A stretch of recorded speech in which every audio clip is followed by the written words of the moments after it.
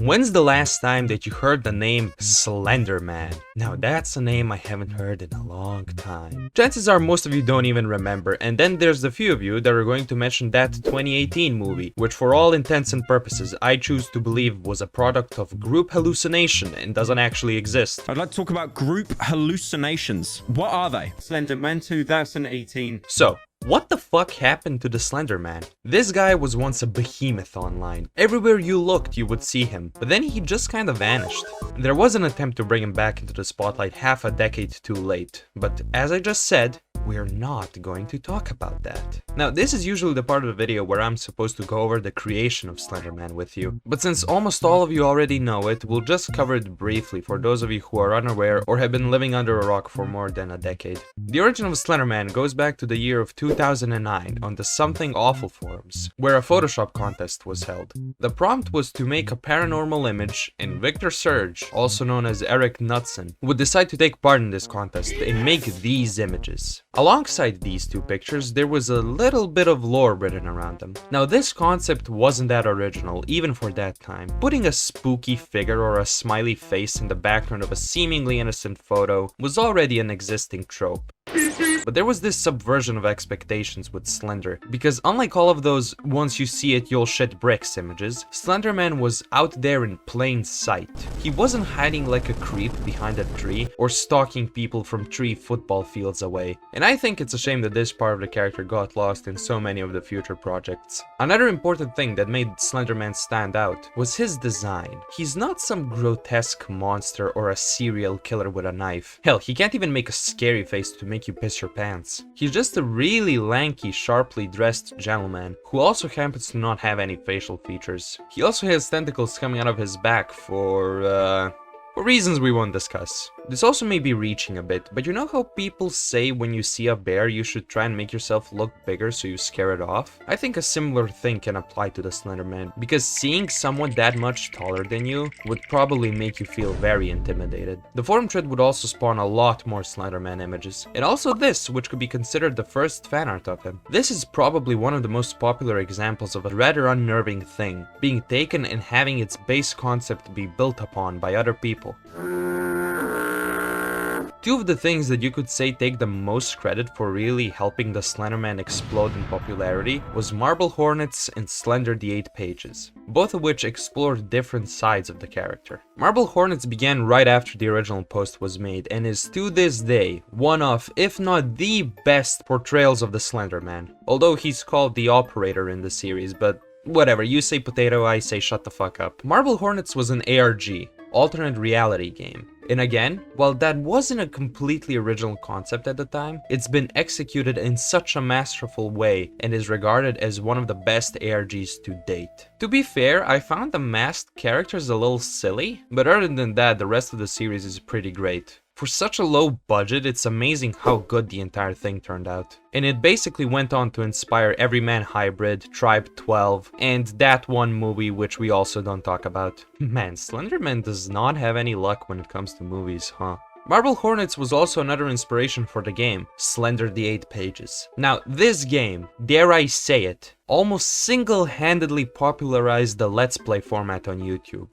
You wanted to get some easy views? Just fire up your face cam and scream when the tall man appears. Whoa! What the hell is this?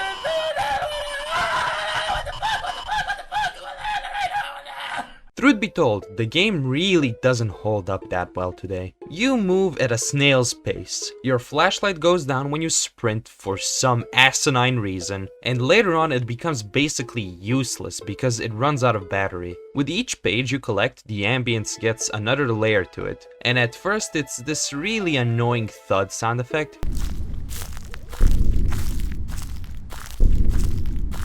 that doesn't go away, but later on it gets so fucking loud that you can barely hear anything else. And then you see him, the man of the hour, Nintendo 64 man. It's honestly really hard to find this model even remotely scary today. The game has a big luck factor to it. After a few attempts to actually beat the game, it starts getting more frustrating than actually scary. But hey, at least you can milk it for more views. Those are the same pillars I was just at!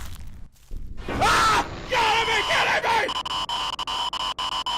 Okay, but if the game is as bad as I say it is, then why did it get so popular? Well, it's because it was different than most other horror games that came out at that time. It was very minimalistic with a simple premise, making it easy to just download and play. Plus, it came out relatively quick after the original post about the Slenderman was made, so it was just a recipe for success. Sadly, the only thing that the game couldn't get away with was keeping the $20 mode in.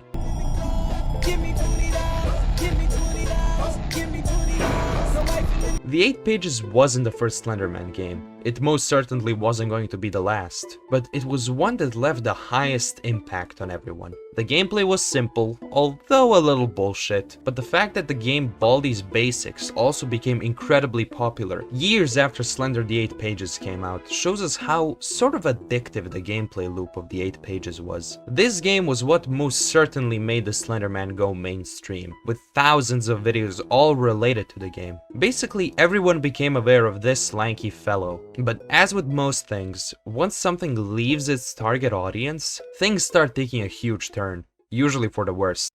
We can make a pretty concise timeline of Slenderman's popularity. Here we have the start. This is when the original forum post was made and Slender started getting some traction. Then Marble Hornets and the 8 Pages came out, which could be considered his peak. And then people started calling him Slendy, which was the start of the downfall. At this point, there would also be loads of Slenderman and My Name is Jeff the Killer fanart coming from DeviantArt. What happened to the backrooms happened to the Slenderman. People started making their own stories about him, where they would explore his origins and give him more powers, and honestly, those were all just ass. Trying to find an explanation for something that wasn't meant to be explained usually takes all the fun and mystery out of said thing. The sequel to Slender the 8 Pages, Slender the Arrival, would kinda boost Slenderman's popularity back again, but just for a little bit, because the game didn't do too well overall. And then the worst happened. If you're a young, impressionable kid on the internet, there is almost a 100% chance you're going to start believing in some made-up stories you saw on YouTube or a forum post. That's exactly what happened to Slender, because there were so many kids and sometimes even teens who believed him to be real. All of you probably know this story already. In 2014, two 12-year-old girls dragged their friend out to the forest and stabbed her to quote-unquote appease the Slenderman.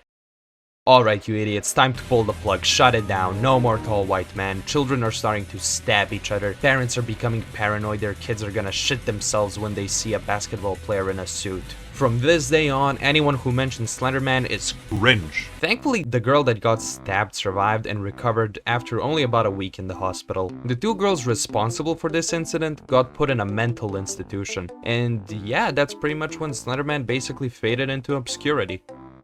Until 4 years later, when Sony decided it would be an amazing idea to make one of the shittiest movies known to man, only rivaled by the Emoji Movie. But I already said we're not going to talk about this movie, it doesn't exist. Although, fun fact, this movie was actually banned in Wisconsin, where the previously mentioned Slenderman stabbing occurred. The more you know. Honestly, I think it's a shame Slenderman faded into obscurity. I always had a soft spot for him because he was the first creepypasta I've actually stumbled upon on the internet. He's been getting a bit more popular lately with all the recent videos talking about him again. But I know what you're thinking. Why the fuck did I title this video The Importance of Slenderman? Well, I think that without him, ARG's in Facecam Let's Play videos wouldn't have become as popular as they did. Slenderman paved the way for so many things on the internet, and I find that to be a great feat. He's one of the first examples of something becoming incredibly popular online, and then eventually becoming popular in the mainstream as well. Hopefully he gets a revival of sorts, like the one Sonic EXE got through the several Friday Night Funkin' mods made on it. Thank you so much for watching this video. If you liked it, leave a like and maybe even subscribe. Or dislike the video if you want Slenderman to appear in your bedroom at 3 AM and murder you. Follow me on social media, and a huge thanks to all the Patreon supporters. That's it, bye bye!